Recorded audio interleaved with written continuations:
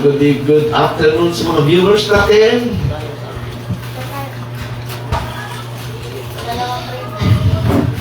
Naniniwala ba kayo sa angels?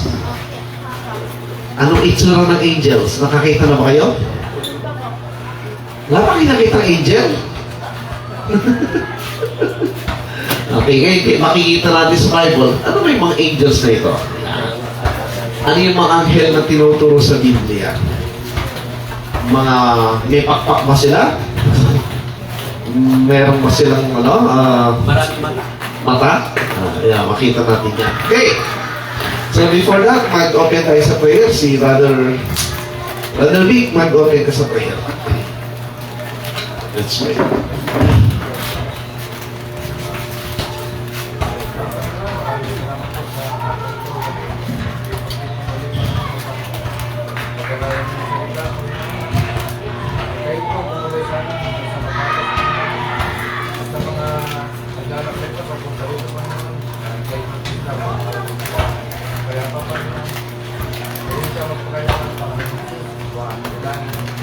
Amen.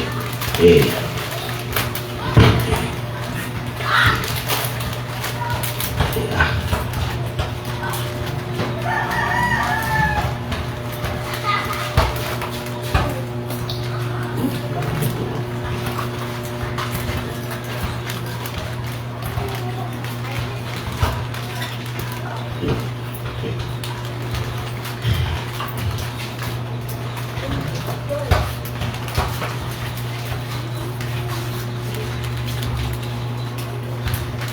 Yan. So, basahin nga natin Isaiah 34:16. Isaiah 34 verse 16.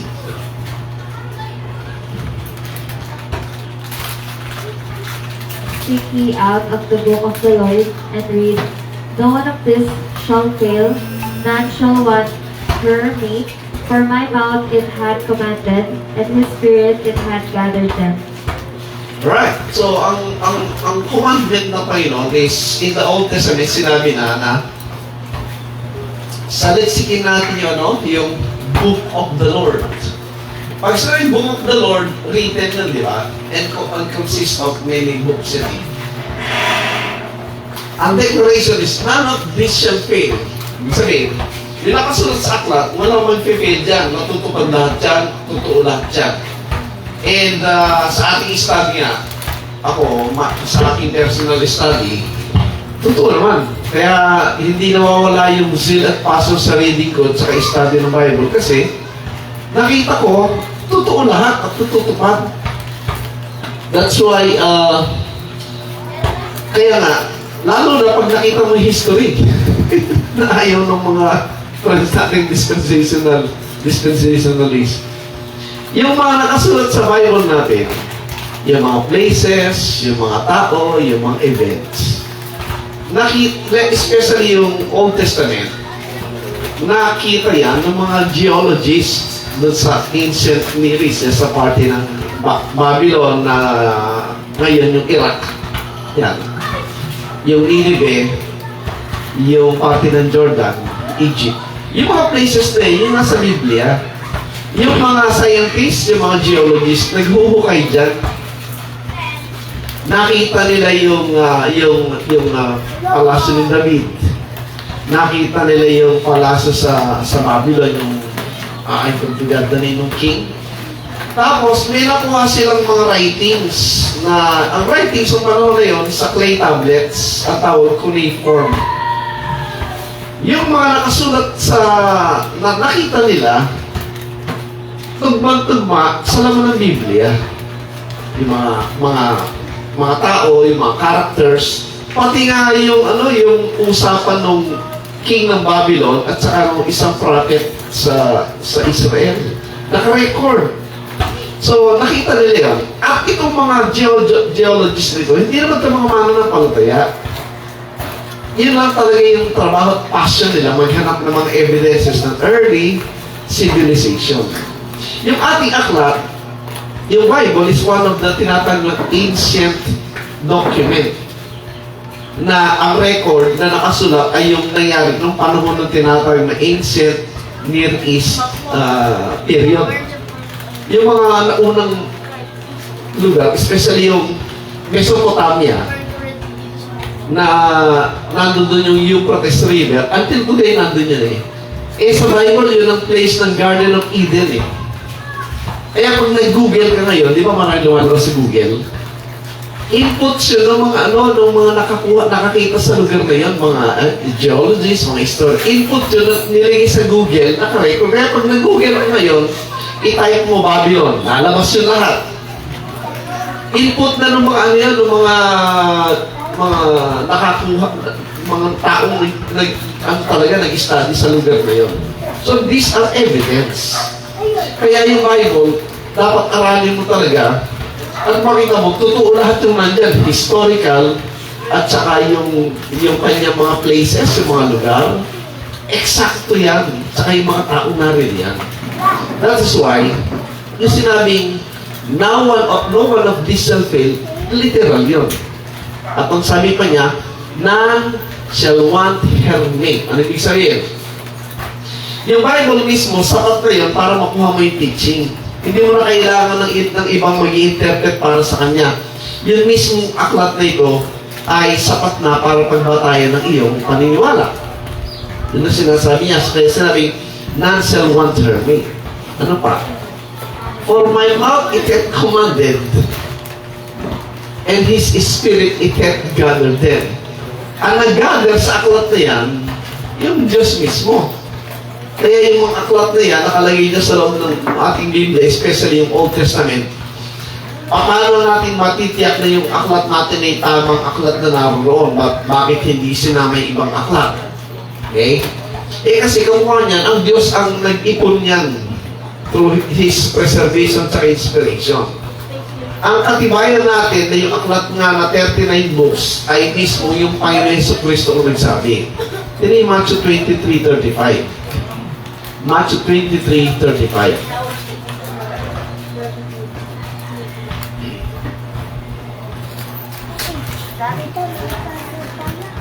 That upon you may come all the righteous blood shed upon the earth, from the blood of righteous Abel unto the blood of Zacharias son of Barachias, whom he slew between the temple and the altar.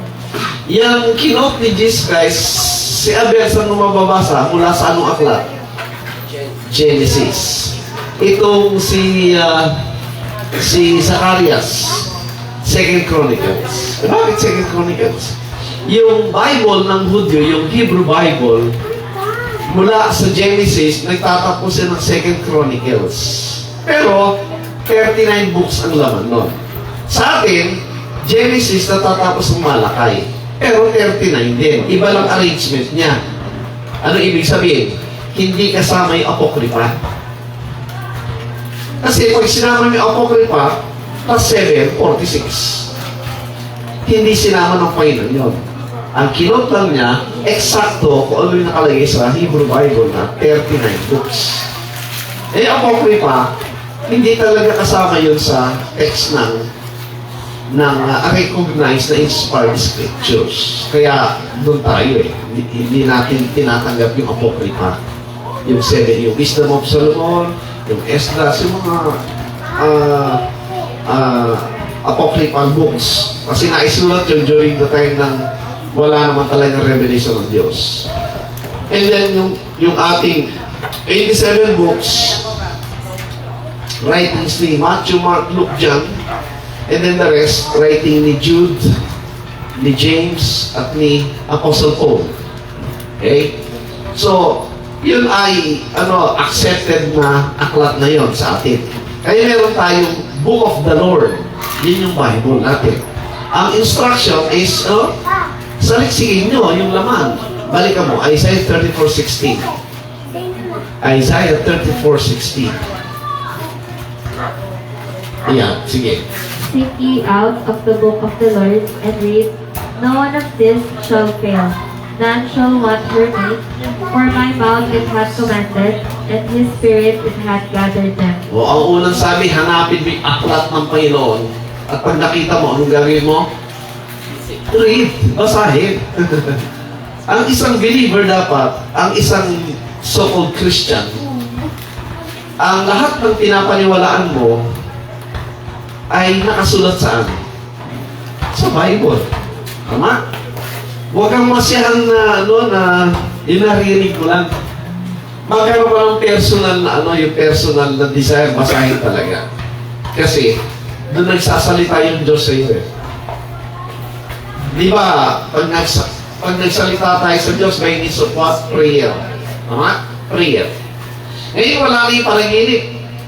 Wala na yung nakikita ka, wala na yun. Tapos na.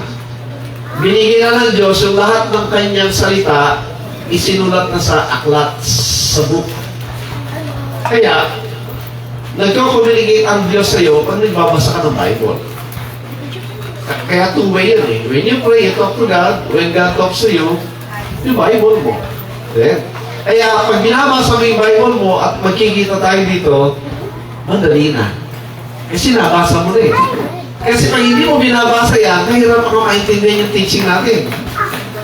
Kasi hindi mo alam eh. Di ba? Nahirapan ka. Pero kung nagbabasa ka ng Bible mo, makaka-relate ka sa sinasabi ng teacher. Kasi ako, kinukuha ko lahat yung nasa Biblia. Tama?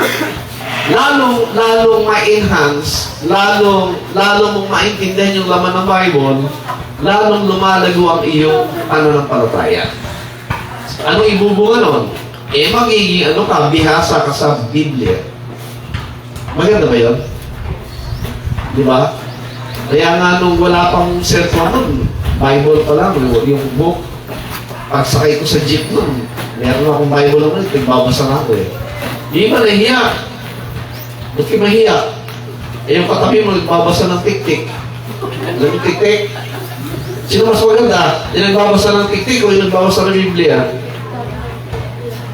Alam yung tik-tik? Yung tabloid. Nakabastusan yung nakasulat. Thank you, God. Di ba? Ibig sabihin, mas maganda nagbabasa ng Bible. Marami kang matututunan. Kamukha nito. Topic natin is angels. Mga anghel. Okay? Kaya ang tanong ko, may nakakita na ba sa inyo ng anghel? Baka may nakausap pa kahapon, hindi nyo alam. Ang anghel pala yun. Alright, ganito. Ito natin. Ang anumang information patungkol sa angels, walang ibang pagkukunan except yung Bible. Kaya kung ano yung sinasabi ng Bible, yun ang totoo patungkol sa angels. Ngayon, ang basic word ng salitang angels magmumula sa Hebrew word at sa Greek, kasi yung Bible, yung original nga na pagkasulat ng language ay sa Hebrew na Old Testament. Pagkatapos sa New Testament ay Greek, di ba? So yung mga early believers at saka yung mga Old Testament believers, babasahin nila yung, pag binasa nila yung patungkol sa angel, ang kanyang Hebrew word ay malak. Malak. Okay? Sa Greek naman, ang ibig sabihin, ang salita ng angels ngayon sa English ay agelo. Agelo. Right. Pareho yung malak at saka yung agelo, ang ibig sabihin ay messenger. Bakit naging angel? Kasi nag-transliterate. Sa Greek language, sa Greek word na agelo, ginawang angel. Transliteration yun eh. Maraming salita sa Bible na mula sa Greek word or Latin word na transliterate lang sa English. Nagdagdag lang ng ilang mga vowels. Sa mukha nung Socorro. Socorro. Dinagdag ba yung Socorro? Di ba may pangalan na Socorro? Latin word yun, Socorro. Ano ibig sabihin nun? Help. Right? Ang ginawa ng English, mga kata, Socorro. Socorro. Ano ibig sabihin ng Socorro? Help. Help. Okay? Pero ito ay Latin word. Ginawang English yan ngayon, sa English na translation niya, ang ginawa niya, nag-transliterate. Ano ginawa? Pag sinabing transliterate, Hindi nagbabago yung spelling. So, koro, Latin word naging so, hor. Yon. Anong difference? Nagkaroon ng U, pinalitin yung R. Ano ibig sabihin ng sohor? Ganon din, help. Kaya lang, ito na yun na-develop as English word. Pero galing sa Latin word. Okay? Marami tayong English word na transliterated. So, yung agilo, naging angel. Angel. Ang basic meaning, messenger. Okay. Kaya pag nagbabasa ka ng Bible mo, ang messenger, may dalawang uri. Messenger coming from God.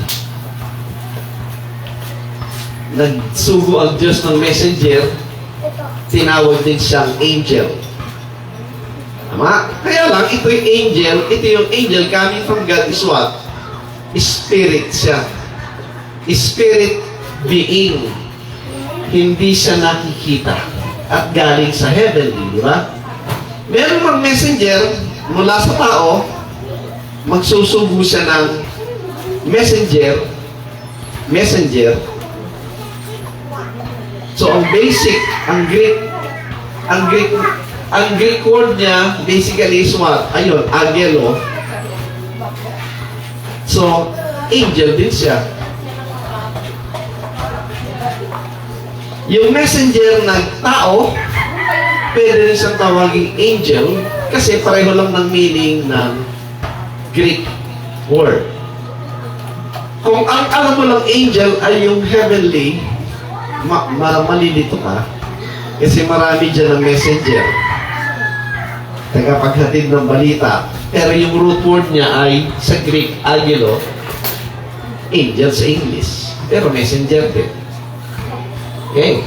Ngayon, ang mukha nito, example lang. So, dito, dumakumon tayo. So, ang angel sa spirit, yan yung Hebrews chapter 1, verse 13 and 14.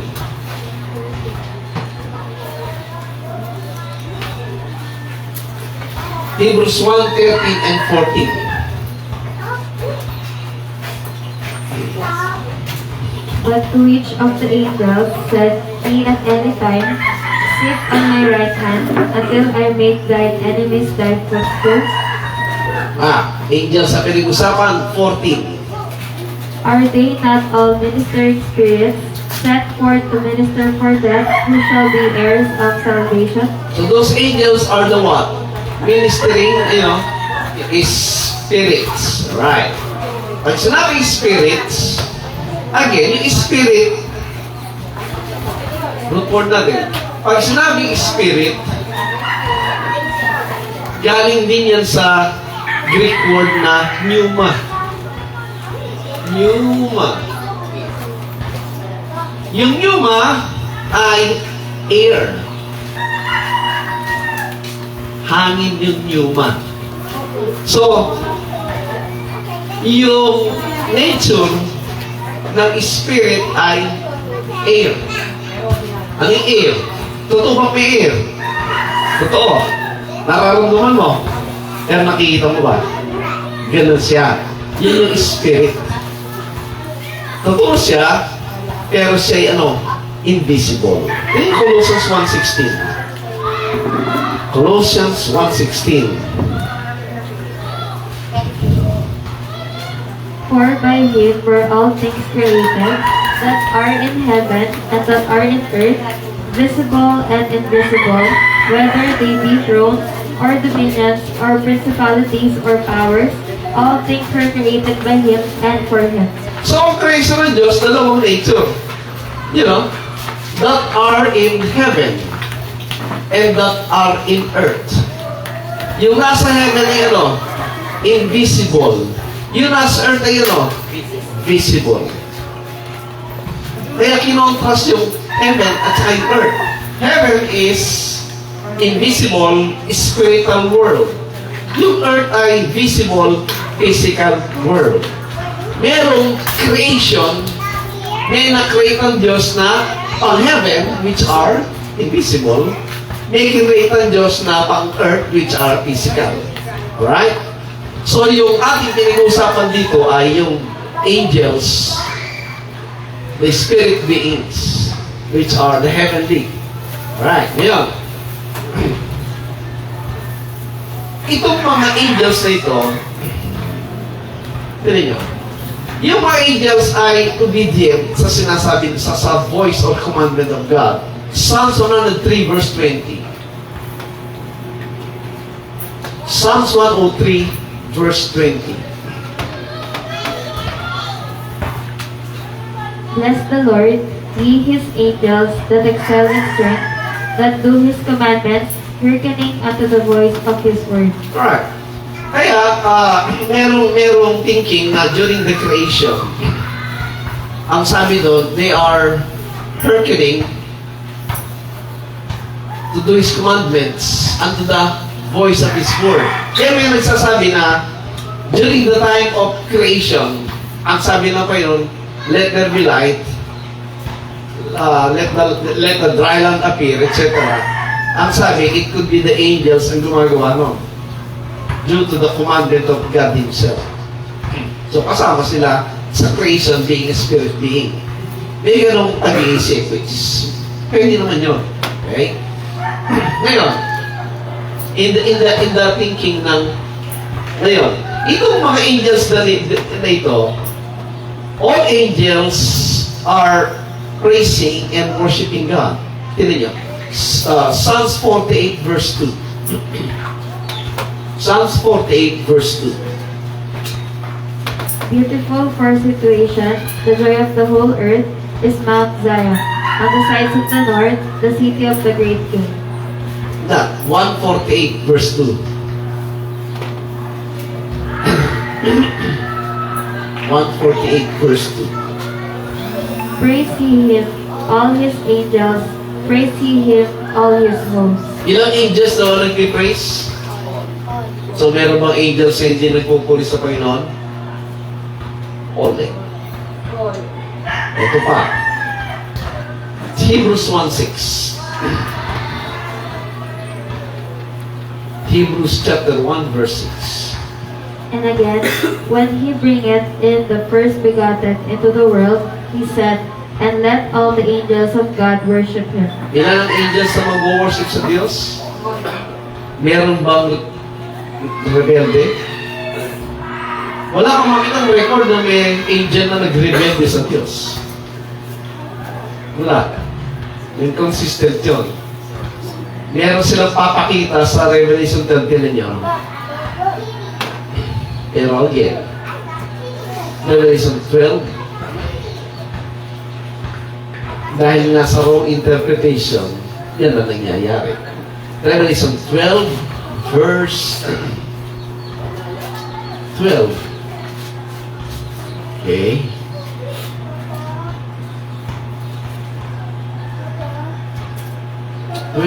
Verse 7.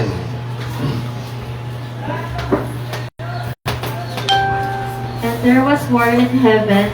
Michael and his angels fought against the dragon, and the dragon fought and his angels. Tingnan mo, yung dragon may angels. Ikukulod na ganyan. Tingnan mo si Satan, kaya si Satan kumuha ng maraming angels lumaban sa Diyos. Saan mo makikita yun? Wala. O ano lang, assumption. Kasi merong Satan, ay may dragon and his angels. Eh, teka muna. Sino yung dragon dyan sa Revelation? Sino yung dragon dyan? At sino yung Michael na yan and his angels? Sino mo magkalaman dyan sa Revelation? Sino yung dragon na yun? O, tinan mo yung Revelation 13. 13:1.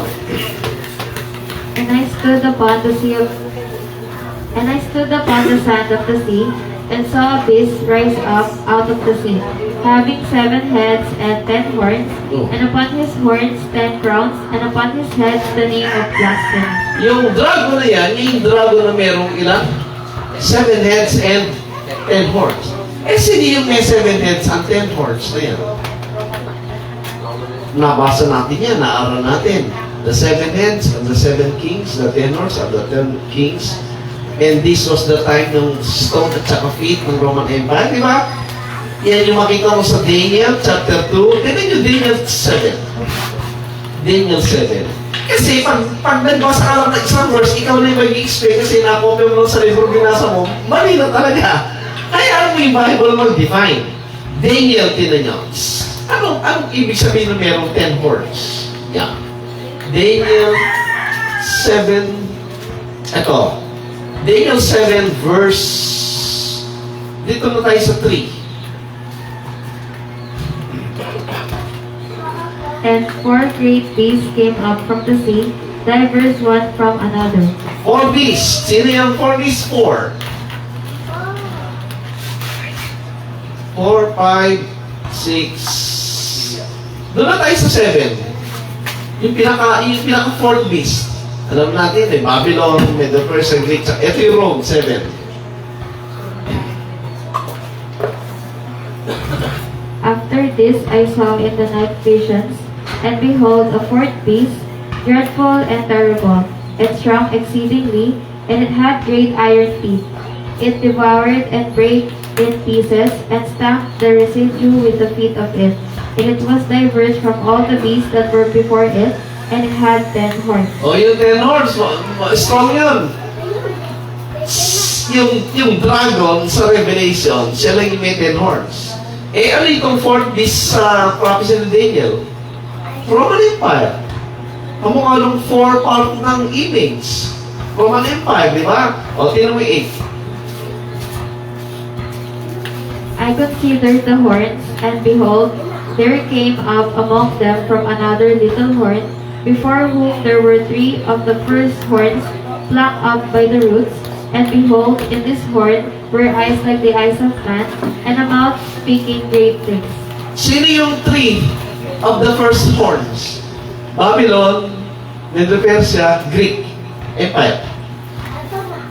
Sumunod yung horn na ito, at yung Roman Empire, speaking of great things, etc. Oh, balikan doon sa Revelation ngayon. Revelation.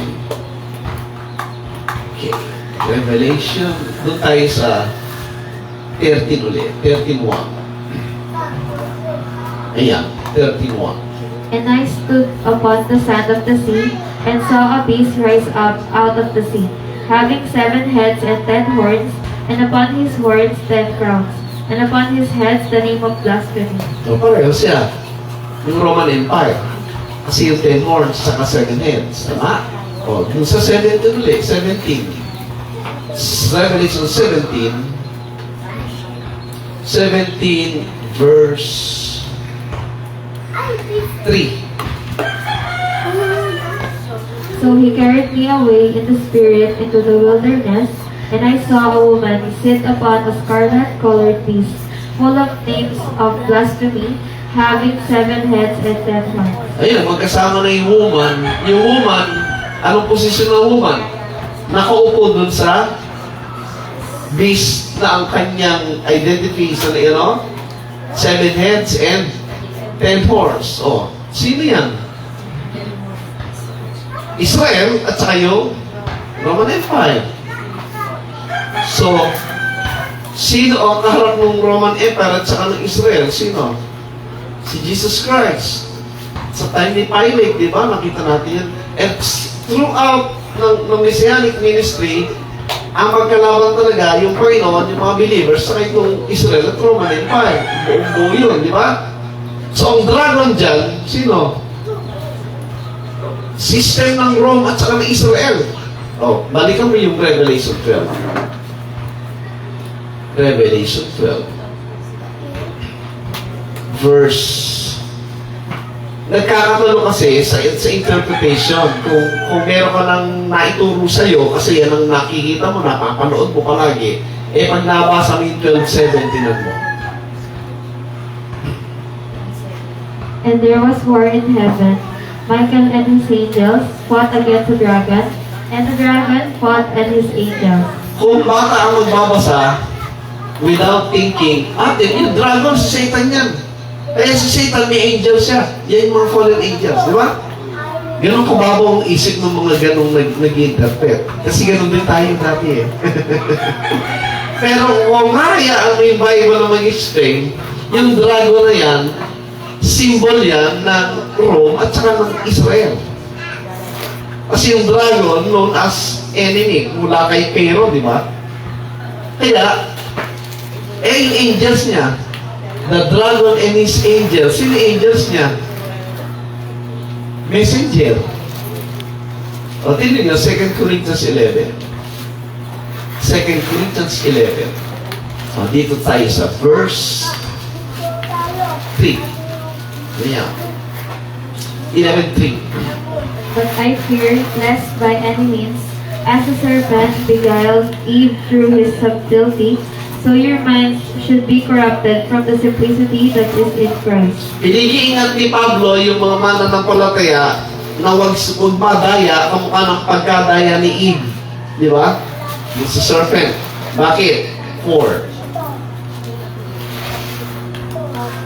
For if he that cometh preacheth another Jesus, whom we have not preached, or if ye receive another spirit, which ye have not received, or another gospel, which ye have not accepted, ye might well bear with him.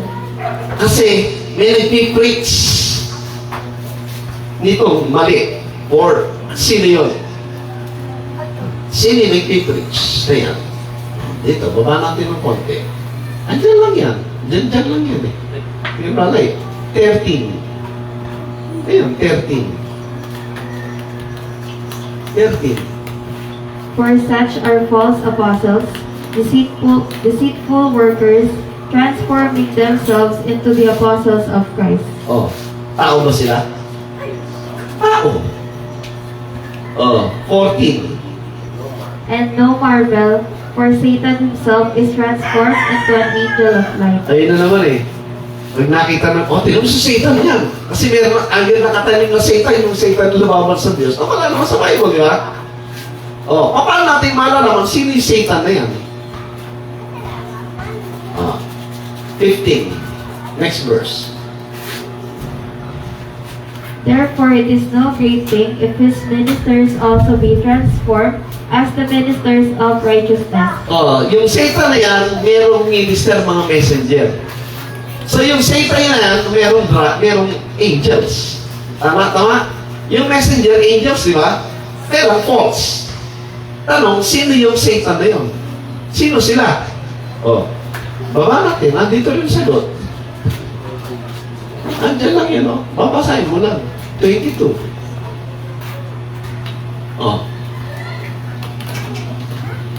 Sino sila? Sino yung Satan at sino yung mga angels niya? Are they Hebrews? So am I. Are they Israelites? So am I. Are they the seed of Abraham? So am I. 23. Are they ministers of Christ? I speak as a fool. I am more in labors, more abundant, and in stripes above measure, in treasons more frequent, in deaths of. Again, ano ibig sabihin ng Satan? Enemy, opposition, adversary ni Christ. So, yung Satan na yan, may angels, may messengers. Sino yung Satan? The Antichrist system na nandun with the woman and with the beast, with Israel at saka, with apostate Israel at saka Roman Empire na sinasakyan. Meron silang angels. Sino? Yung mga false apostles, false teachers, yung mga audio. Ayun o. Hindi mo tayo gumagamit ng iba. Binabasa lang natin yung self-explanatory na yan. Huwag ka na mag-iisip ng, huwag mo na isik-sik yung naisik-sik sa'yo na kwento-kwento lang na Satan, tapos may fallen angel. Wala naman sinabing gano'n. Tama? Okay. So, balik tayo. So, ang Bible, lahat ng angels sa Bible, wino-worship at pinupuri ang Diyos. Walang angel na kalaban ng Diyos. Wala siya. Maling-mali yung turo ng tradisyon. Wala sa Bible yun. And then also, okay, ang mga angels, bagamat sila ay spirit beings, may time na nagpapakita sila sa tao. Okay? Kaya ang tanong, may nakita na ba kay angels? Anong nakita nating picture ng mga angels sa mga drawing at mga picture? Ano? May halo? Ano pa? May pakpak? Ano pa? Ano pa? Di ba? Babae, di ba? Meron pa mga batang maliliit na may pakpak, di ba? Cherubim daw yun. Alright. Ayun. Titingnan natin sa Bible kung ano ang itsura ng angels. Okay, titingnan. Paano, again, they are spirit beings, hindi mo sila makita unless magpakita. In this time, ang Diyos, whenever na meron sa special message, nagsusugo siya ng angel bilang messenger at magdadala nga ng mensahe. And kung may papagawa siya, ganun din. Okay? One example ito. Ang example is this one. So, anyway. Balik. Doon tayo sa Genesis chapter 18, verse 1. Genesis 18, verse 1. And the Lord appeared unto him in the plains of Mamre, and he sat in the tent door in the heat of the day. O, ito, sabi nga, nagpakita yung Panginoon kay Abraham, di ba? Ang tanong, ano ang nakita ni Abraham? Verse 2. And he lifted up his eyes and lo, 3 men stood by him. And when he saw them, he ran to meet them from the tent door and bowed himself toward the ground. Nung ako ay Trinitarian pa, sabi ng isang pastor, iyan ang proof ng Trinity. Di ba nagpakita yung Panginoon sa kanya? Ilan ang nakita? Ilan ang nakita niya? Ilan? 3. O yun yung Father, Son, Holy Ghost. Oo. Wala naman sinasabing gano'n. Nagkumpul ka agad. Yung Lord, nagpakita sa kanya, ayan ang makita niya 3. Sino yung 3? Ito yung chapter 18, ang kausap din ni Abraham, yung Panginoon talaga. Di ba yung nakipagtawaran dyan, kung mayroong makita ang 50 righteous, hindi ko paparusahan niya. Kung mayroong 30, 40, 20, hanggang 10, hindi ko paparusahan. Wala makita. Kaya ang nakita, sino lang? Si Lot. O, tinan mo yung 19. Makita mo yung dalawa kung sino yung dalawa. 19:1. For I know him, Yeah, chapter 19, verse 1. and there came 2 angels to Sodom at Eden, and Lot sat in the gate of Sodom, and Lot seeing them rose up to meet them, and he bowed himself with his face toward the ground. Yan. Nag-uusap yung Panginoon at si Abraham, walang mapakitang 10. Ano ginawa ng 2 angels? Nagpunta sa Sodom. So, 3. Yung Panginoon, kausap ni Abraham, yung 2, angels. Ayun. Nagpunta sa Sodom. Nakita sila ni Lot. Ano ginawa ni Lot? Na-recognize ni Lot. At siya'y nagbigay ng respect. Verse 2. And he said, Behold now, my lords, turn in, I pray you, into your servant's house, and tarry all night, and wash your feet, and ye shall rise up early, and go on your ways. And they said, Nay, but we will abide in the street all night. Oh, ayaw pumasok sa bahay, pero pinilit ni Lot. Pasok kayo. Alright. Verse 3. And he pressed upon them greatly, and they turned in unto him, and entered into his house, and he made them a feast, and did bake unleavened bread, and they did eat. Kumain. Kumain sila. Alright. 4. But before they lay down, the men of the city, even the men of Sodom, compassed the house round, both old and young, all the people from every quarter. Pero sabi niya, bago matulog yung mga nando sa bahay ni Lot, dumating yung maraming tao, pinaligiran ng bahay, mga taga-Sodom. Bakit kaya? Bakit nagsuguran? Specific walang babae. men of the city, sumugod sa bahay ni Job, Lot, pinaligiran ng bahay. Bakit kaya? Fine. And they called unto Lot and said unto him, Where are the men which came in to thee this night? Bring them out unto us, that we may know them. Ano nakita nila? Ano nakita nila? Ha? Mga yung dalawa na angels nag-appear as what? Lalaki. Eh, siguradong mga gwapo yun. Mga pogi talaga yun. Kaya nga, nagbibiro kami, nakita kami sa mall ng mga lalaking, ano yun? Parang Iranian yata yun. Ang tatanggal, ang gwapo. Mukhang mga angel ito ha. Ano yung sinasabi ng Harold, yung mga gwapong lalaki sa inyo? Abu Dhabi, Saudi, yung mga itsura nila, no? Grabe, mga lalaki yun. Ito, nakita ng mga lalaking taga-Sodom, mga Sodomites. Pag sinabi Sodomites, mga bading. Nakita ng mga gwapo, ang may pinaligiran yung bahay ni Lot. Anong gusto lang gawin? That we may alam mo, yung salitang kilalanin, may masama ba yun? May pagkilala? Ha? Masama ba? Sa atin. Pero yung language nila, may ibig sabihin that we may know them. Basahin mo yung ano sinabi ni Lot? And Lot went out at the door unto them, and shut the door after him. Nung sinabi yung that we may know them, lumabas si Lot, sinara yung pinto. Ano sabi niya? 7. And said, I pray you, brethren, do not so wickedly. Oh. Sa Tagalog na. At sinabi niya, ipinamamanhik ko sa inyo, mga kapatid ko, na huwag kayong gumawa ng ganyang kasamaan. Ano masama sa makikipagkilala lang? So, may ibig sabihin yung that we may know them. So, anong in-offer ni Lot in exchange for the man? Next verse. Ayan. Behold now, I have 2 daughters which have not known man. Let me, I pray you, bring them out unto you, and do ye to them that as is good in your eyes, only unto this man do nothing. For therefore came they under the shadow of my roof.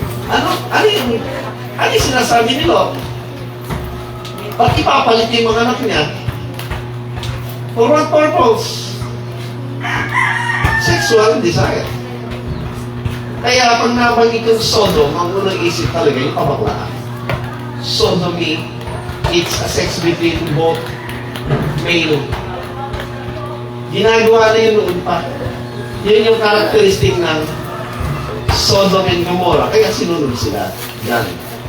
So what happened? Ano nangyari? Hindi pwede yun. Ano nangyari in 9? And they said, Stand back, and they said again, This one fellow came into Sodom, and he will needs be a judge. Now will we deal worse with thee than with them. And they pressed sore upon the man, even Lot, and came near to break the door. Ay talagang nagpipilit silang makuha yung dalawa. Ayun o, pinumpir sa 10. Eto na ang ginawa. But the men put forth their hand, and pulled Lot into the house to them, and shut to the door. Ano ginawa ng dalawang lalaki? Hinila sila. Sila kayong pinto. Next verse, 11. And they smote the men that were at the door of the house with blindness, both small and great, so that they worried themselves to find the door. O, binulag niya yung mga lalaki. Bulag-lakat sila. Kaya, nakalabas si Lot at yung pamilya niya bago sunugin yun. Kaya sabi doon sa asawa ko, titingin, huwag mong titingnan uli yan. Eh, tumingin. Kaya naging ano siya. Anong pangalan ng asawa ni Lot? Andiyan yung pangalan niya. Sige, tingnan. Naging pillar of salt. Ayan o. Oh, yan o.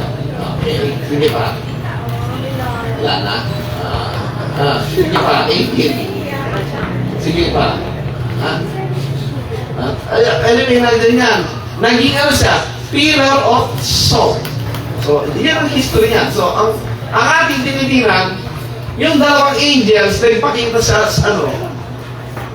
lalaki.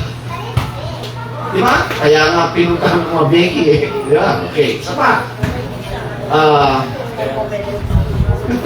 Eh, may gwapo kasi eh.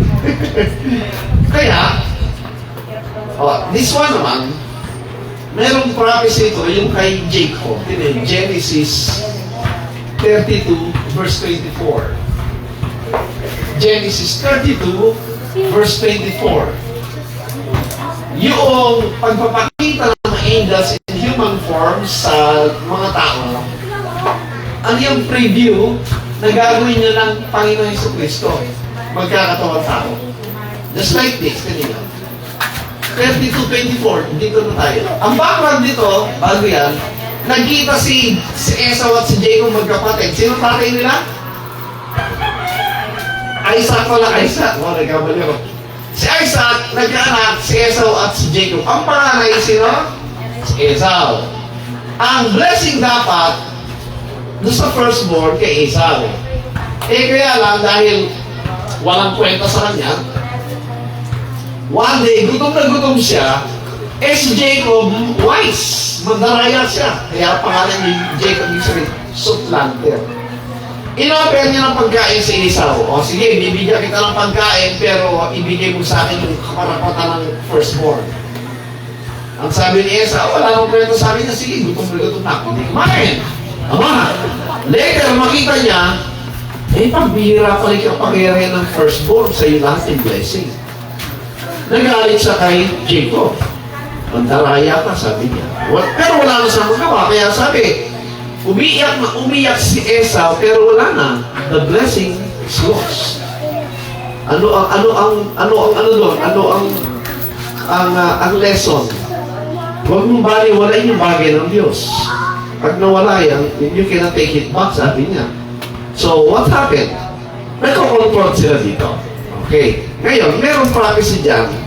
Si Esau, picture siya ng Old Covenant Israel. Si Jacob dito, being a supplanter. Dito, papalitan yung pangalan niya. Picture ito ng Israel of the New Covenant. Sige, 24. And Jacob was left alone, and there wrestled a man with him until the breaking of the day. Merong naka-wrestling si Jacob na lalaki. Magdamag, hanggang madaling araw nag-wrestling sila. Grabe, no? 25.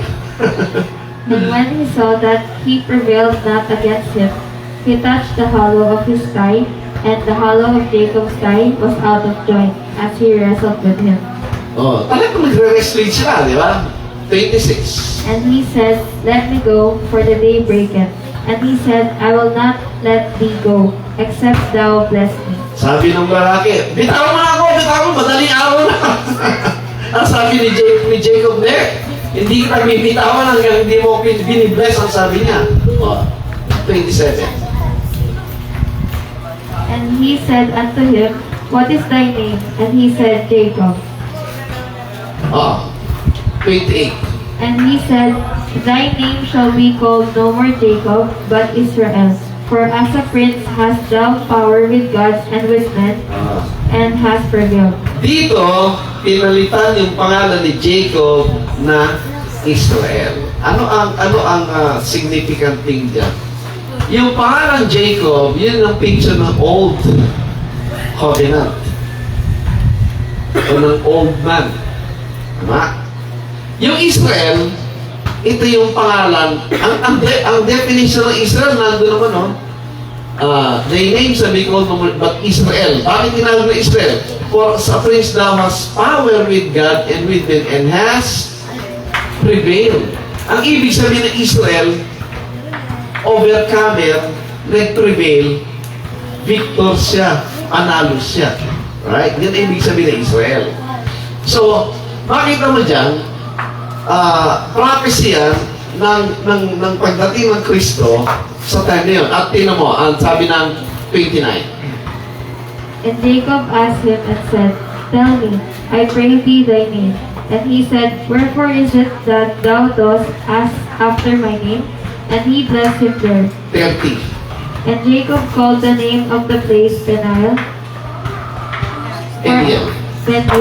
For I have seen God face to face, and my life is preserved. Sino yung ka-wrestling niya? God. God in a human form. Oh, again, picture yan of the coming incarnation ni Kristo. Kaya doon pa lang sa Old Testament, pinapakita na doon yung program ng New Covenant na dadating yung Diyos magkakatawang tao as man bilang lalaki. Kaya sa buong Bible, makita mo yan. Kaya ang manifestation ng angel sa visible na manifestation lalaki. May pakpak? Wala. Kasi obvious naman kung narito may pakpak eh. Kaya hindi mo nila alam, lalaki lang yun eh. Kaya ang billing, ang reminder during that time ng first century, tinan mo dun sa Hebrews 13:2. Hebrews 13 verse 2.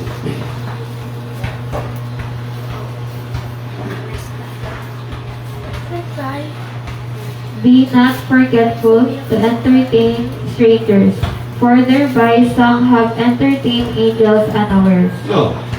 Sabi niya, huwag niyo kalimutan na tumanggap ng mga strangers. Hindi niyo kilala.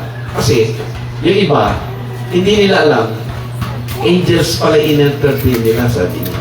Kasi, parang tao lang din eh. Parang tao lang itsura nila. Kundi appear sa physical form ang mga angels. Right? Nangyayari yan if God is sending them for a specific purpose. Ngayon, eto naman, may mga angels in angelic creation na meron tinatawag na seraphims tsaka cherubims. Ayan. Okay. Cherubims and seraphims. Isaiah 6, din niyo.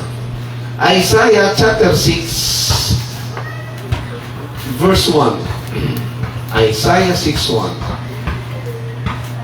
In the year that King Uzziah died, I saw also the Lord sitting upon a throne, high and lifted up, and his train filled the temple. Okay. Ito yung nakita, vision ni Isaiah. Ano nakita niya? Verse 2. Above it stood the seraphims. Each one had 6 wings. With twain he covered his face, and with twain he covered his feet, and with twain he did fly. Wow, meron siyang 6 wings. Yung dalawa, tinatakpan yung mukha, mahiyain siya. Yung dalawa, tinatakpan yung paa, ba't tinatakpan kaya? At yung dalawang wings ay lumilipad siya. Seraphim naman dito. Right? Verse 3. And one cried unto another and said, Holy, holy, holy is the Lord of hosts. The whole earth is full of his glory. Okay, verse 4. And the posts of the door moved at the voice of him that cried, and the house was filled with smoke. Notice yung seraphims, confined lang siya doon sa temple. Pero sa specific duty sa temple. Right? Verse 5.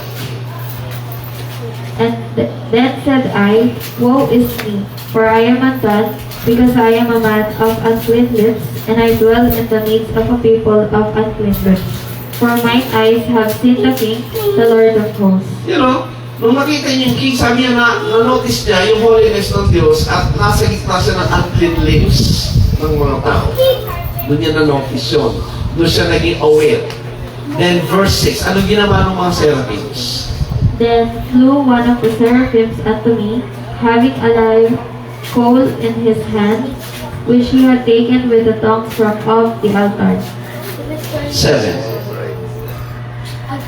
And he laid it upon my mouth, and said, Lo, this hath touched thy lips, and thine iniquity is taken away, and thy sin purged.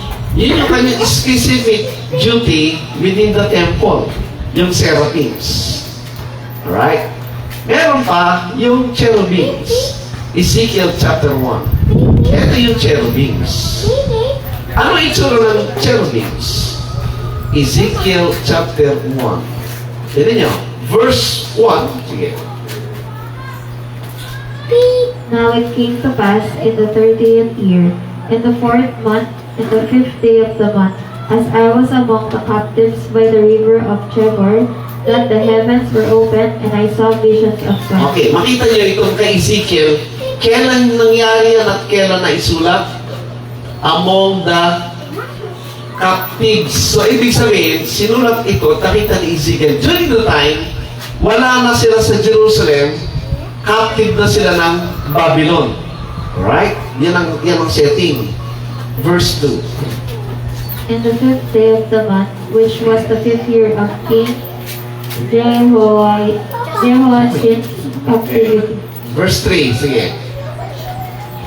the word of the Lord came expressly unto Ezekiel the priest, the son of Buzi, in the land of the Chaldeans, by the river Chebar, and the hand of the Lord was there upon me. Anong vision nakita niya? Verse 4.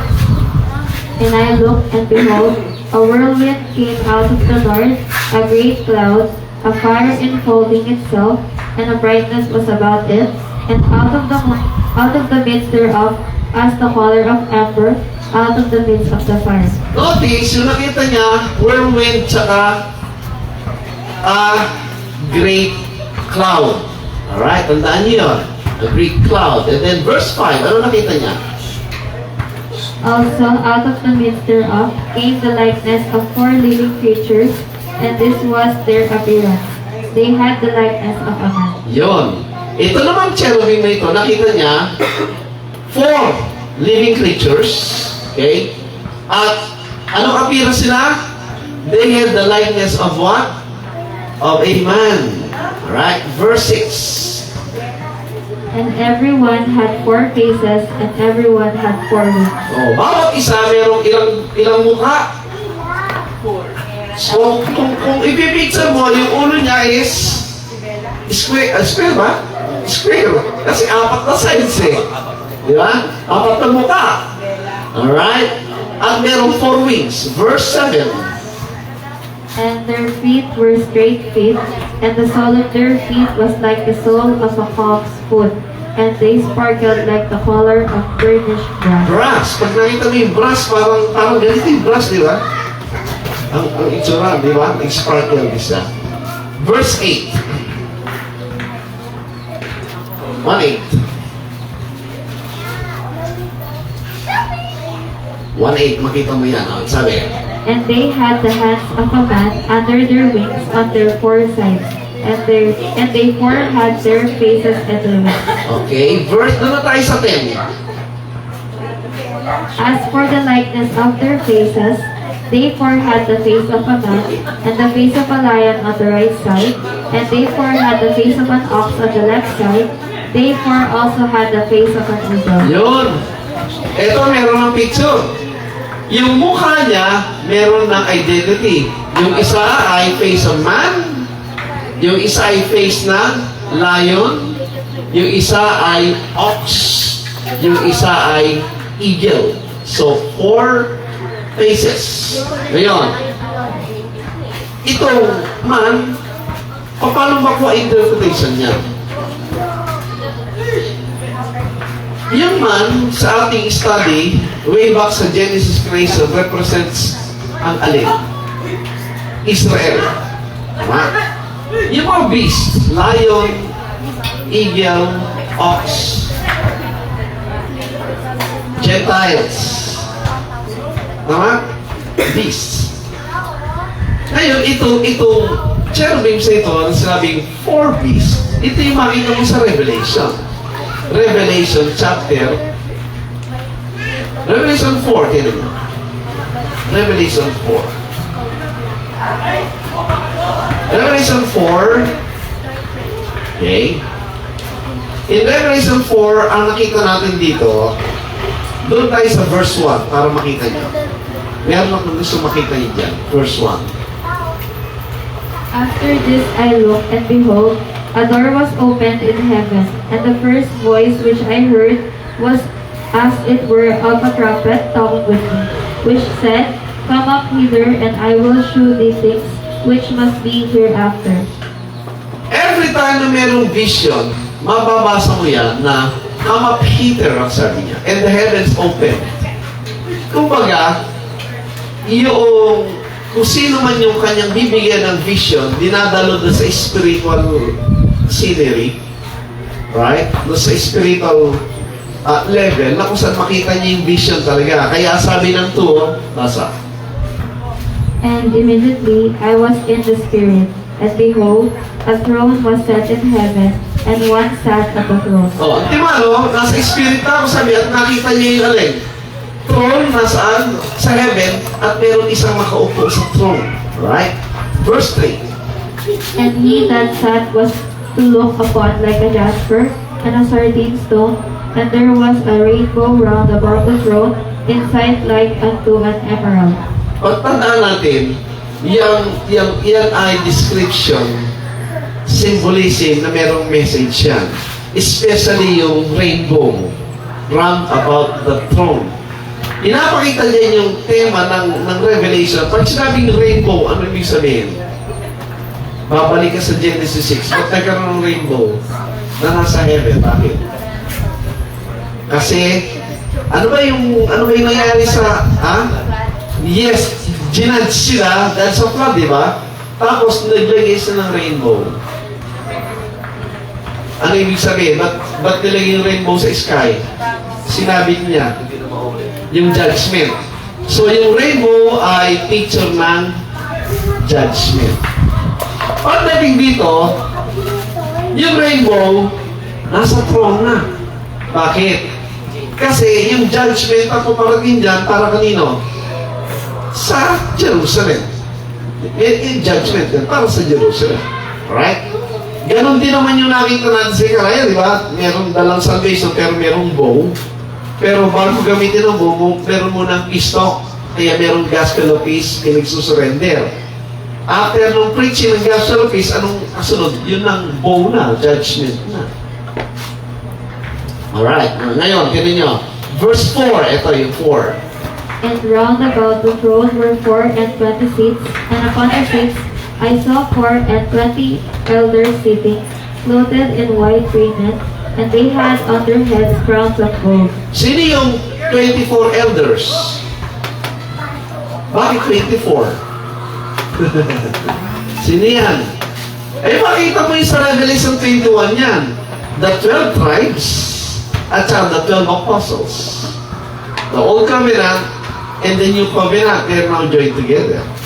Kaya 24 sila. Correct? Kaya, anong sabi ng 5? Yan. 5. And out of the throne proceeded lightnings, and thunderings, and voices. And there were 7 lamps of fire burning before the throne, which are the 7 spirits of God. Alright? Verse 6. And before the throne there was a sea of glass like unto crystal. And in the midst of the throne, and round about the throne, were 4 beasts full of eyes before and behind. Yun yung 4 beasts. Kita natin yan sa Ezekiel kanina. Verse 7. Ayun, no? And the first beast was like a lion, and the second beast like a calf, and the third beast had a face as a man, and the fourth beast was like a flying Di eagle. ba pareho? Kaya yung kay Ezekiel is what? A prophecy of the coming times ng Kristo ng Messiah. That represents, for me, Israel and the Gentiles. Okay? Verse 8. And the 4 beasts had each of them 6 wings about him, and they were full of eyes within, and they rest not day and night, saying, Holy, holy, holy, Lord God Almighty, which was and is to come. 9. And when those beasts gave glory and honor and thanks to him that sat on the throne, who liveth forever and ever, 10. the 24 elders fall down before him that sat on the throne, and worship him that liveth forever and ever, and cast their crowns before the throne, saying, They worship. Verse 11. Thou art worthy, O Lord, to receive glory and honor and power, for thou hast created all things, and for thy pleasure they are and were created. So, iyan yan. Ang mga angels, they are spirit beings na nagpapait sa tao pag mayroong special mission sila, kaya tinawag silang messenger. And they appear as man, lalaki. Lahat ng appearance sa angel, lalaki sila. There are specific angelic being, yung seraphim nga, at cherubims, pero palagi associated sila sa temple. Doon lang sila sa temple. Yeah. Ngayon. Alright.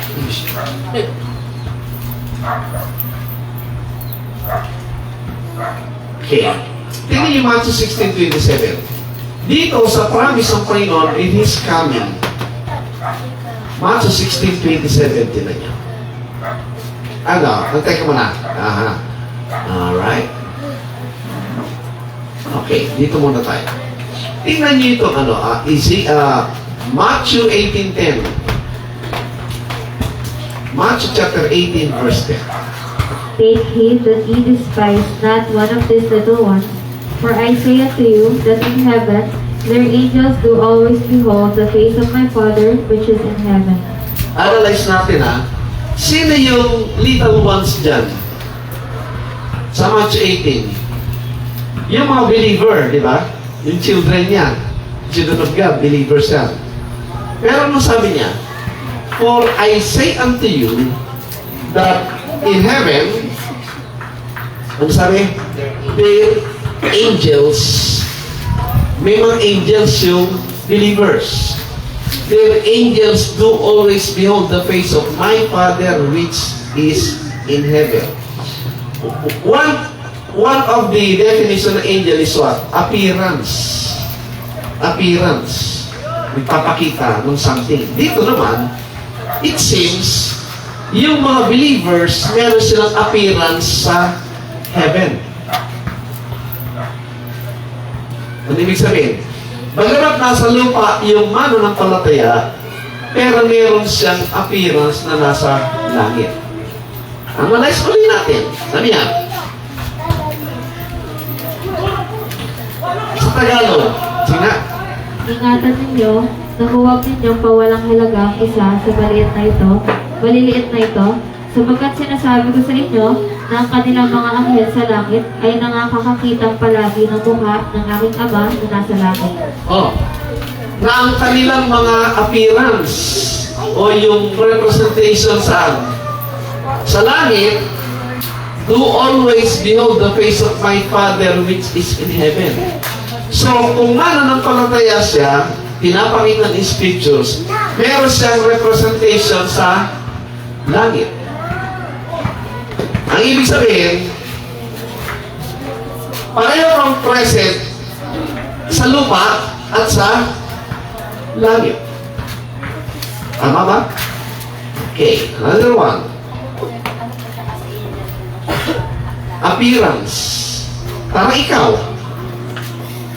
Nandun ka. Pero nandito ka rin. Pero ba't wala tayong maramdaman ng Diyos? Kaya nga, Nasa physical. nasa physical okay. Kaya you take faith believe the scriptures. Tama? Sino ba nagsasabi dyan? Sino nagsasabi? Maniniwala ka ba o hindi? Kaya yun ang bottom line. Pag nabasa mo, mamimili ka, totoo ba ito? Hindi. Sino may nagsasalita? Depende sa pagkakilala mo kung sino nagsasalita. Kung ako naman nagsasabi, parang mahirap paniwalaan. May nagsabi iba. Sino? Yung Panginoon. So, totoo yan. Tama? Totoo yan. Nasa lupa ka, pero nasa langit ka rin. Ito pa sabi ni Pablo, Ephesians 2:6. Ito sabi niya, And hath raised us up together, and made us sit together in heavenly places in Christ Jesus. na-resurrect ka na. At nakaupo ka na. Saan? Pero nandito ka pa sa physical. Pero sa sinabi ni Pablo, nandoon ka sa kalangitan. Pareho, di ba? Tama? Meron kang appearance sa heaven, meron kang sa lupa. Parehong nandun ka at the same time. Hindi mo blessing yun? Yung iba, naghahanap pa, naghihintay pa eh. Sana makarating ako sa langit, di ba? Di ba, pangarap ko punta sa langit. Teka, ang sabi ng Panginoon, nasa langit ka rin. Which one is better? Pupunta ka pa lang sa langit o nasa langit ka na? Ayun o, nasa langit ka na. Kasama na ka ni Kristo. Buhay ka, nasa lupa ka, pero kasama ka ni Kristo. Yung believer ba rin, Pastor? Natural. Raise up eh. Nabuhay na maguli na, yun o. At in Christ eh. Yung in Christ ka. Right? Another one thing. Eto matindi. John 3:13. John 3:13. Kaya kahit anong nangyayari sa buhay mo, pag naintindihan mo ito, nako-comfort ka, di ba?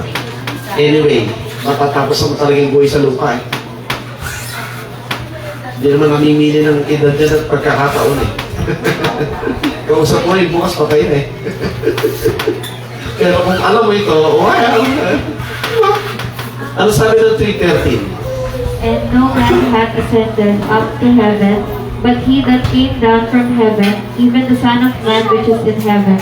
Yung last sentence, even the Son of Man which is in heaven. Habang nagsasalita yung Panginoon nasa lupa, pero ang sabi niya, at the same time, nasa langit siya. Pareho, di ba? Nag-i-exist sa lupa, nag-i-exist din siya sa heaven. Pero consistent, mula namin binabasa natin, parehong nag-i-exist sa lupa at heaven. Tama? At yan. Diba? Ito yung makikita na in Acts chapter 2, ang sinin nyo ha, in Acts chapter 2, di ba si Peter nakulong? Tapos, pinalabas din. Ano? Hindi, Acts 12. Acts chapter 12. Acts 12. Alright. Hindi ba si Peter nakulong? Pinakulong, tapos pinalabas sa angels. Acts 12 verse. Ito. Verse 5. Acts 12:5. Peter therefore was kept in prison, but prayer was made without ceasing of the church unto God for him. Nasa kulong pero nananalangin siya. Verse 6. And when Herod would have brought him forth, the same night Peter was sleeping between two soldiers, bound with two chains, and the keepers before the door kept the prison.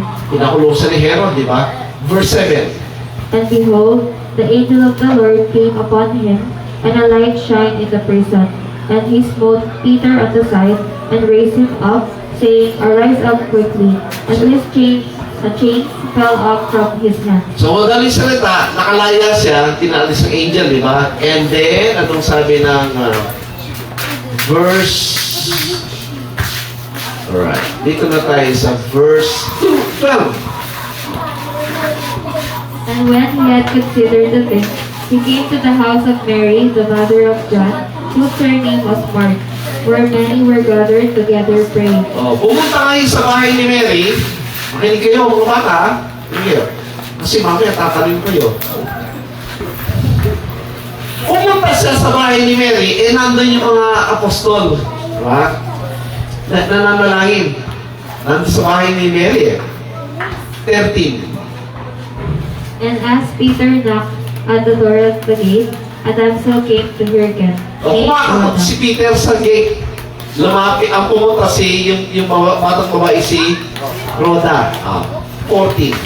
And when she knew Peter's voice, she opened not the gate for gladness, but ran in and told how Peter stood before the gate. Dahil sa excitement niya, narinig yung boss ni Peter, hindi niya binuksan. Pumasok muli sa bahay. Anong ginawa niya? 15. And they said unto her, Thou art mad. But she cunningly affirmed that it was even so. Then said they, It is his angel. Ng mga apostol, si Peter nasa labas! Ano sabi ng apostol? Nasisira ka ba ng ulo? Iba rin magsalita yung mga apostol. Napabaliw ka ba kanina? Kasi alam nila nakakulong at imposible makalabas. Alright? So, kaya lang, pinilit niya Pero nung huli, anong sabi yung last sentence? Then said they, ano yan? Angel niya yun. Ibig sabihin, naniniwala sila na yung tayo, meron tayong angel. Meron tayong appearance in the spiritual realm. Kaya it is his angel, sabi niya. Pero hindi naman 16. But Peter continued knocking, and when they had opened the door and saw him, they were astonished. Oh, siya nga! Sabi nila, hindi angel niya. Siya nga! So yun ay known facts na merong appearance yung isang mananampalataya at meron siyang angel. Kaya may sinasabing, di ba, yung guardian angel. Ano sabi? Di ba? Bawat believer sabi, parang may angel siyang counterpart. Parang gano'n ang pinapakita dito kasi. Now, eto yan. Ito yung pinakabuot nito. Tingin niyo Matthew 16:27. Matthew 16:27, tingin maigi. For the Son of Man shall come in the glory of his Father with his angels, then he shall reward every man according to his works. Again, analyze yung pagkasabi niya. For the Son of Man shall come, how? Paano siya dadating? In the glory of his Father with his angels. Sino makakaunawa dyan? Tayo o yung kausap niya mga Hudyo? Yung mga Hudyo. Bakit? Alam kasi nila yun. Kasi nakita nila yun eh. Di ba, pinakita ko yung cloud? Yun ang nakita nila. Yun ang unawa na come in the glory of his Father with his angels. Tuloy. Alright, this is Matthew 25:31 na. Sige. Pare-pareho sinasabi. Sige. Matthew 25:31. In his glory with all the angels. When the Son of Man shall come in his glory, and all the holy angels with him, then shall he sit upon the throne of his glory. O, pareho na naman yun. When he come in his glory, ilang angels ang kasama niya? All the holy angels with him. Alright. Tandaan niyo yun. Isip pa, yung Panginoon dadating, pero kasama niya yung lahat ng mga angels. Alright? In his glory. Tuloy. Doon na tayo 2 Thessalonians 1:7.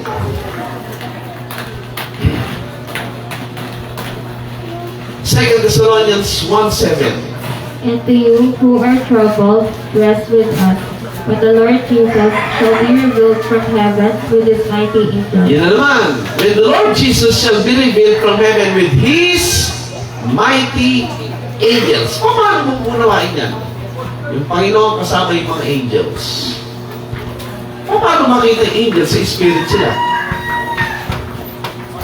May spirit sila. Power na. Ha? Power na. Ano na? Power na. O ano yun?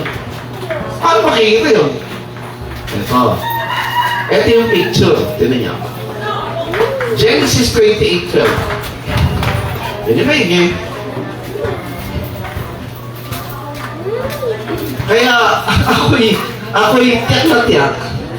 Yung coming ni Kristo, hindi physical bodily coming na nakikita natin dinodrawing nila. Mga cartoons lang yun eh.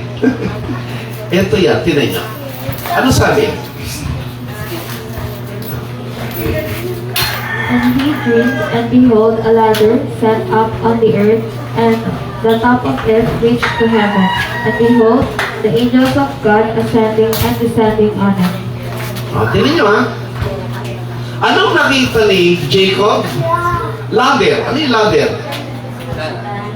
Danan. Danan. Ito yung heaven. Heaven. Right? Ano nakita niya? Ano makita sa ladder? Mga angels. Angels. Anong ginagawa ng angels?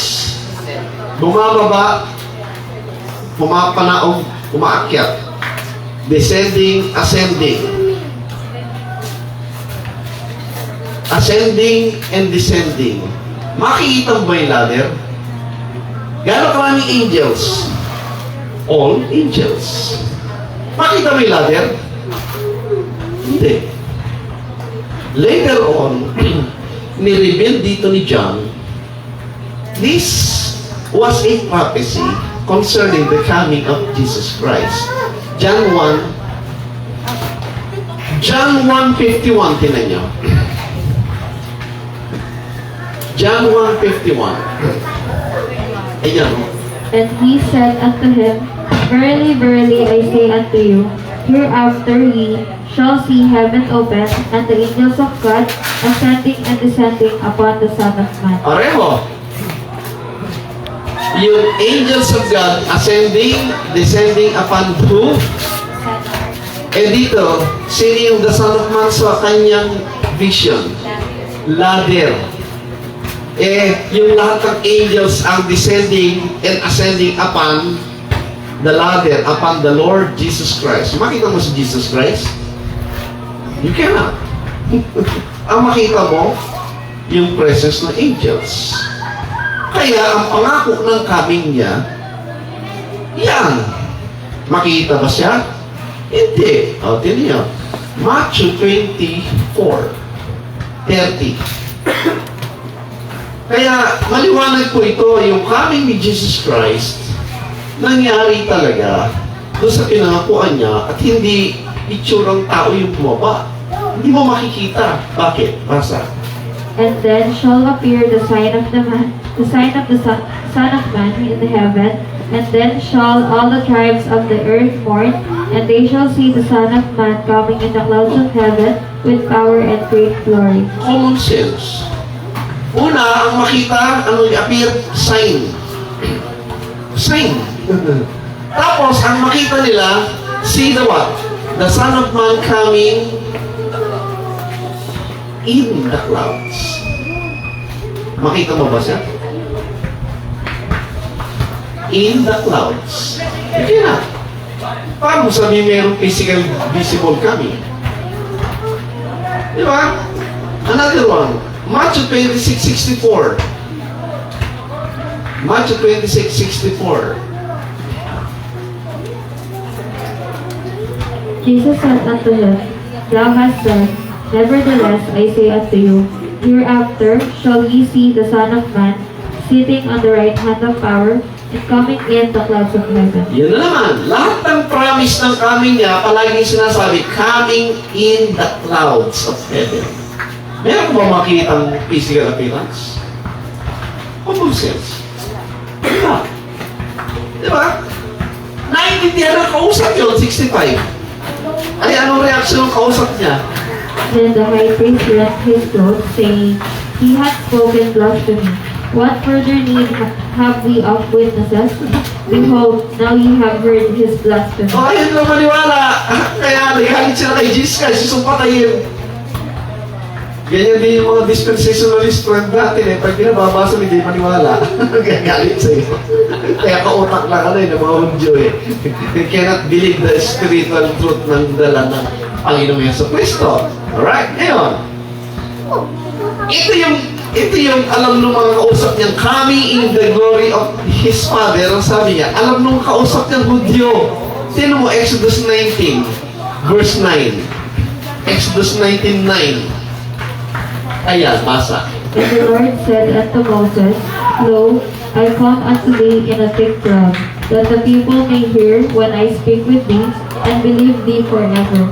And Moses told the words of the people unto the Lord. Paano kinausap ng Diyos si Moses? May nagsasalita, narinig boses, pero nakita ba niya? Bakit? Nagsasalita in a, nilagyan pa nga ng ano eh, adjective eh, yung cloud eh. Oh, parang naman makita mo yung thick cloud.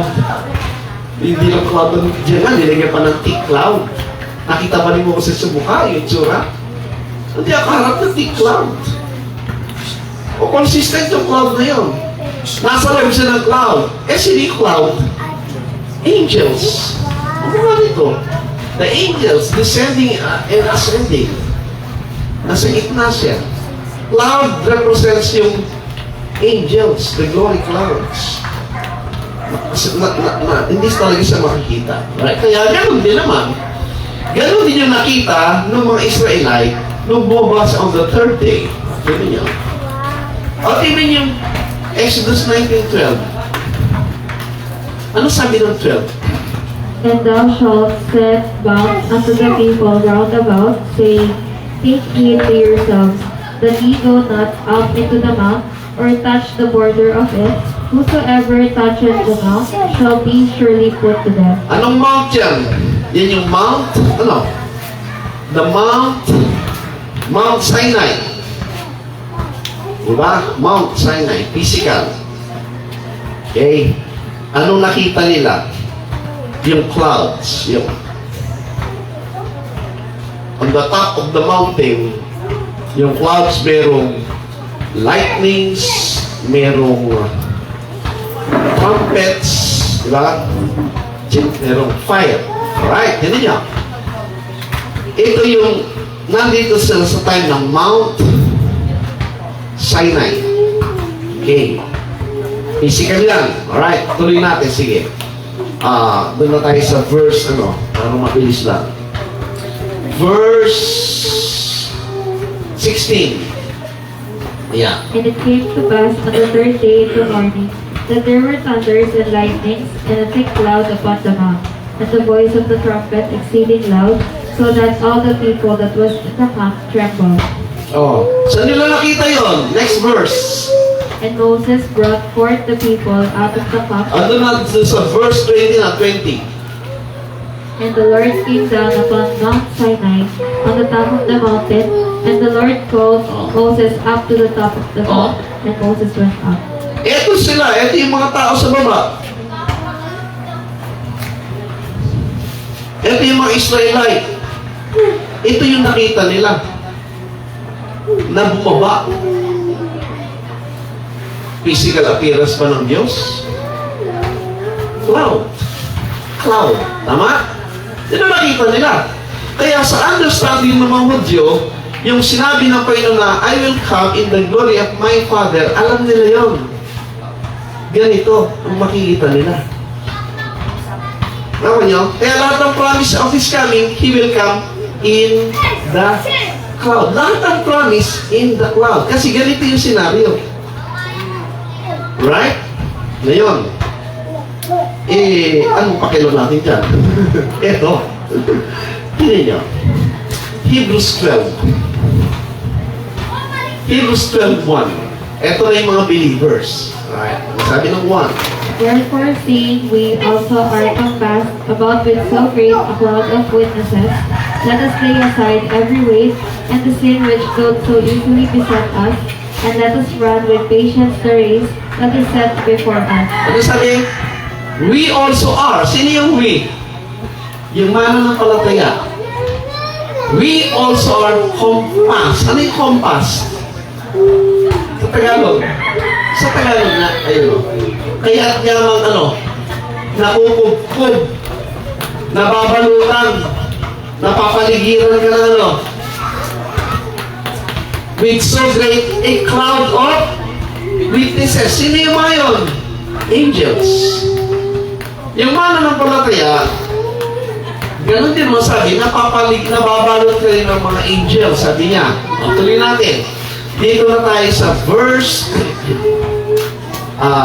18. At inyo, kinontrast niya yung physical mountain ngayon sa spiritual. Verse 18. For ye are not come unto the mount that might be touched, and that burned with fire, nor unto blackness and darkness and temper. Yung mananampalataya, kinumpir niya yung mount.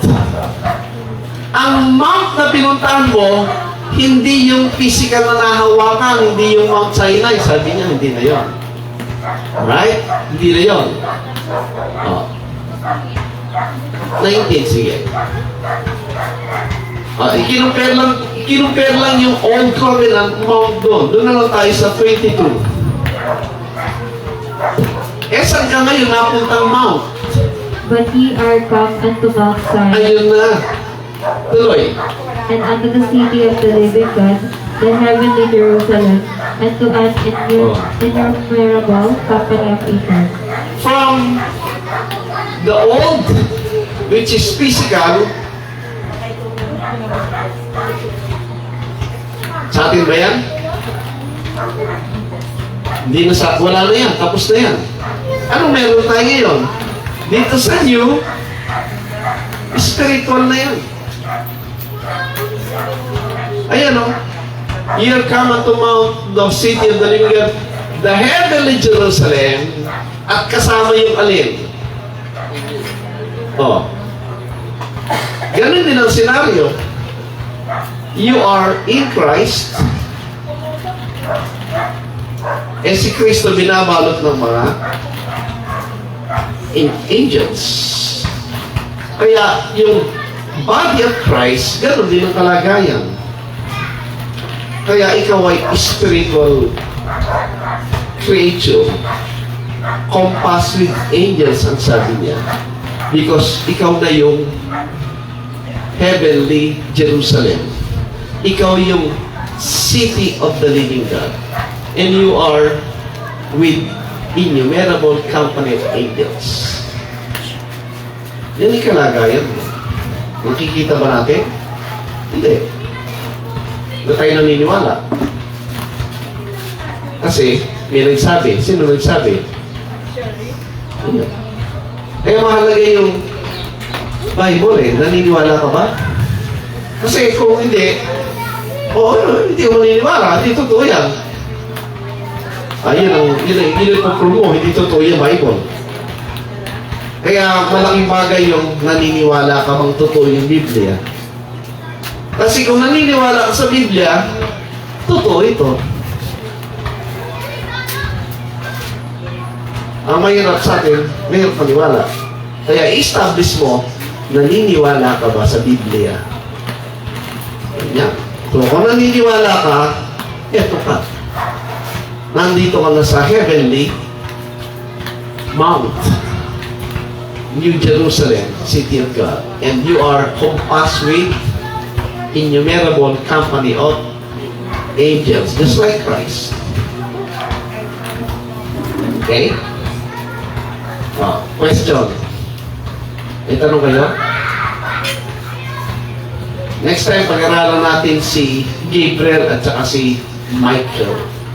Kasi merong ano yun eh, parang mga rank. Right?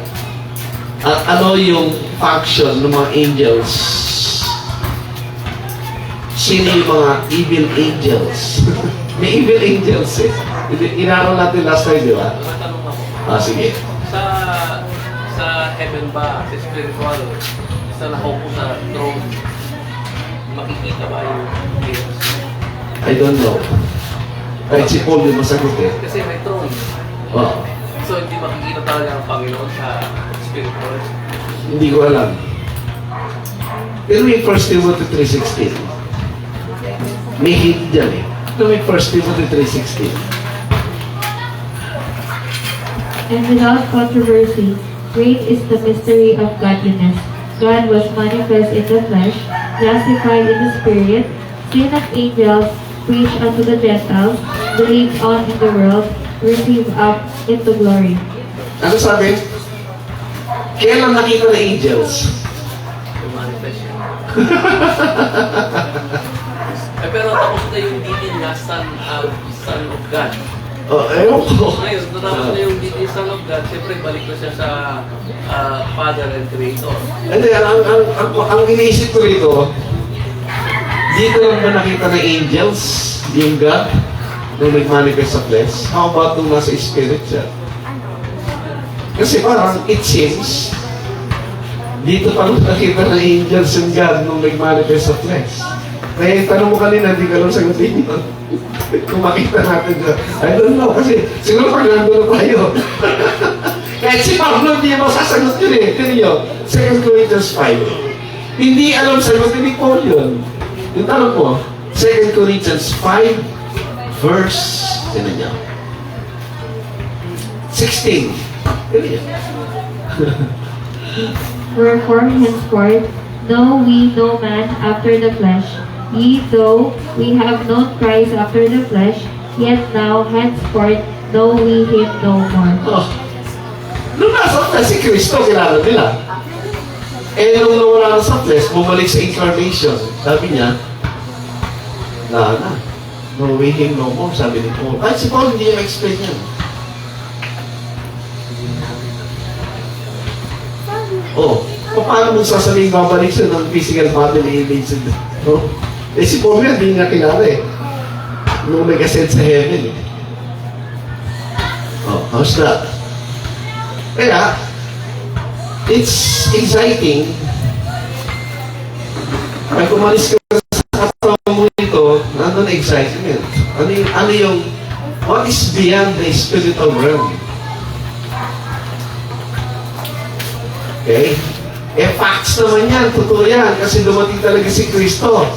May Kristong dumating, may Kristong ipinako sa krus, at may Kristong nag-resurrect. According, hindi lang sa Bible, kundi kay Josephus, kay Tacitus, at yung ibang mga istorya, sa time nila, sinulat nila yung nakita nila na activities ng mga Christians at sinasabi, at nababalita nila.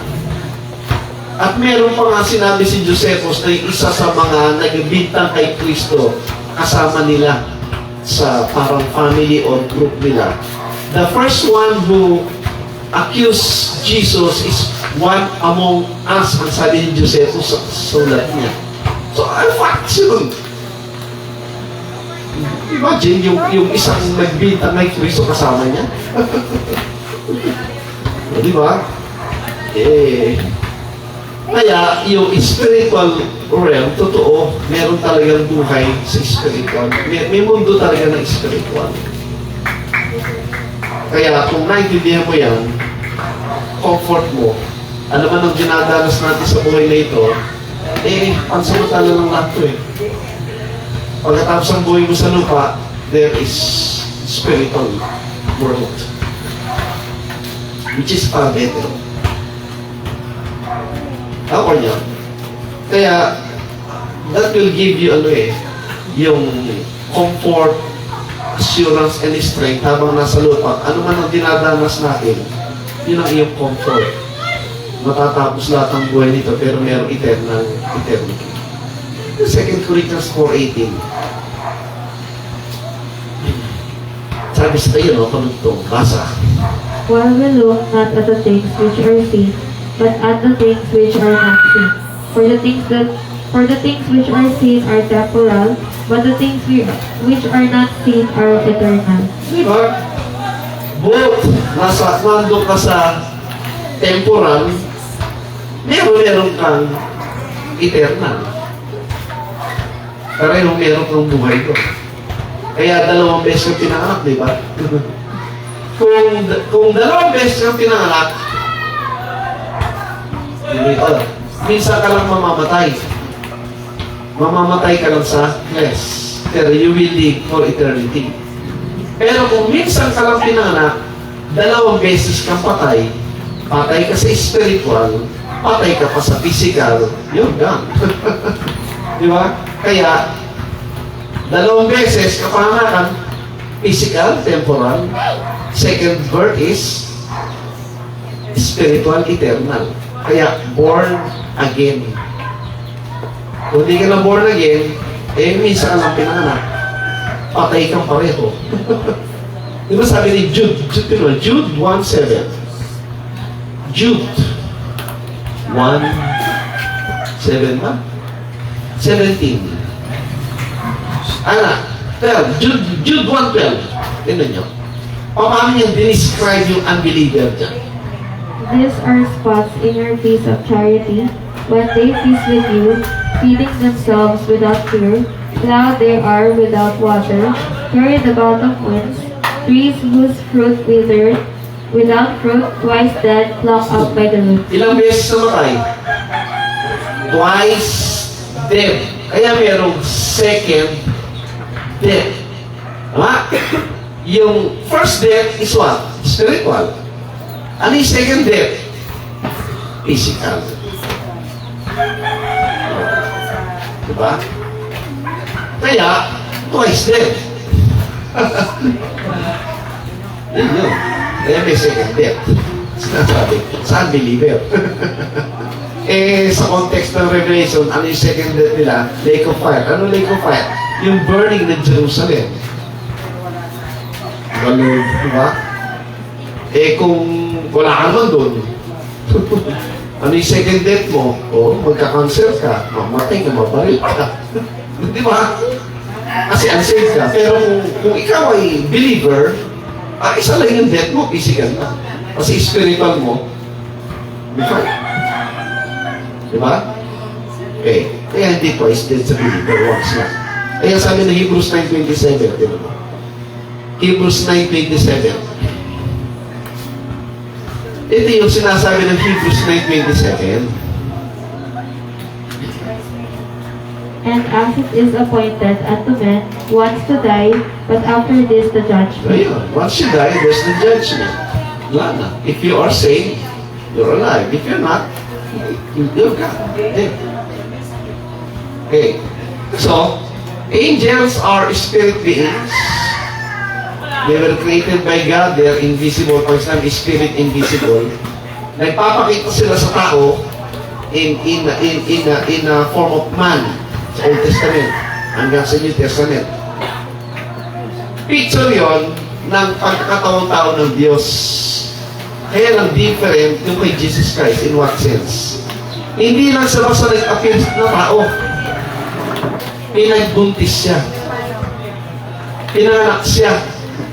Nag-grow siya as perfect human. That's a different thing, di ba? Naranasan talaga niya yung buhay natin kung ano yung ating naranasan. Kaya sinabi, siya yung compassionate high priest kasi alam niya yung buhay natin na. That's one thing. Pastor, yung dumating na yung pastor na yung judgment dyan, after this, but after this, the judgment. O pag namatay ka, nandun yung judgment. It's either you're alive or you're dead. Wala ka lang buwan. Yun lang. Yeah. Yung mga white throne judgment or... Wala yun. Yun lang ang judgment. Okay. Naintindihan po? And the good thing, because we are in the body of Christ, at that is sinasabi, nasa heaven ka na, in that sense, you are compassed with the glory cloud, the glory of angels. Nandun na tayo sa glorified state because of Christ. That's what the Bible is teaching. So, kung naintindihan mo yan, ano ba yung magbibigay siya ng doubt and confusion? Yung doubt at confusion nandun sa kakulangan ng paniniwala at kaalaman sa loob ng sinasabi. Kaya iba, sana pumakit ako sa langit. Iba, naghihintay pa ako sa langit, di ba? Kaya sabi nung ngayon, nasa langit ka na eh. Di ba? Yung iba, ang isip, nasa impyerno ka eh. Tayo nasa langit ka eh. Yung Bible, sinabi yun, maliwanag. Anong gusto mo? Okay? Kaya ayaw ko iba, bakit?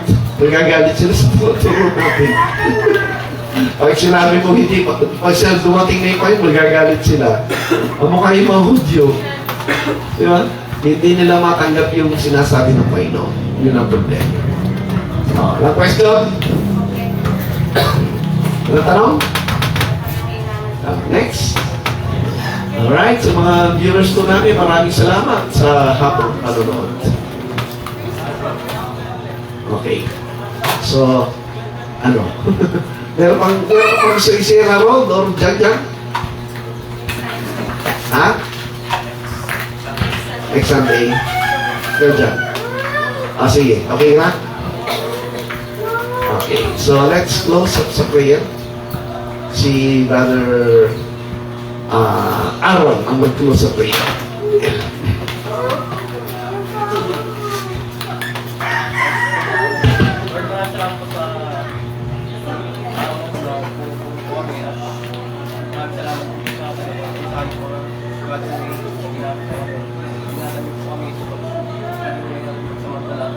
Lord, kung pangailangan naman kayo provide Ilagay po kami sa mga sakit at discussion sa tumawagin po kami ng mga evidence bali sa makikita po namin sa tumawagin sa mga namin para pang Amen. Okay, thank you, thank you. God bless us.